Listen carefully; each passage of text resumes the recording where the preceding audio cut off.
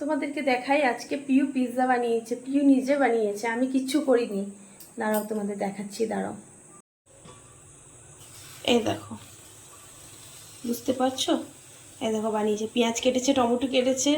আর এই পিৎজা যে রুটিটা আছে, এই রুটিগুলো রেডিমেড কিনতে পাওয়া যায়। ওই রুটিগুলো এনে পরে আর ওর পরে সব মানে সমস্ত ধরনের সস ছিল বাড়িতে, মেয়োনিজ সব ছিল, সব দিয়ে পরে পেঁয়াজ টমেটো কেটে এই বসিয়ে দিয়েছে ওভেন তো নেই, ননস্টিক কড়াইয়ের মধ্যে দিয়েছে।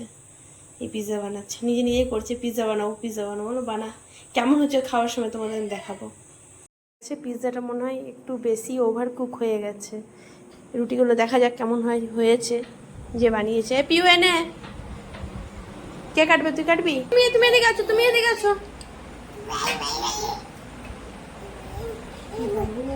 দাঁড়া দাঁড়া, কাটতে পারবি না? আমি কেটে দেবো।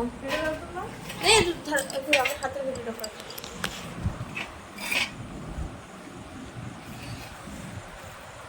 ওভার কুক হয়ে গেছে পিৎজাটা,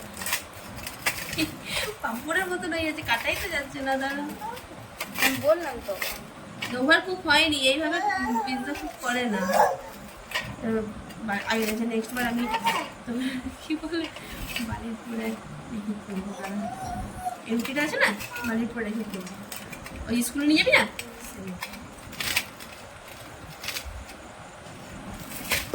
খেয়ে পরে বল কেমন হয়েছে। তারা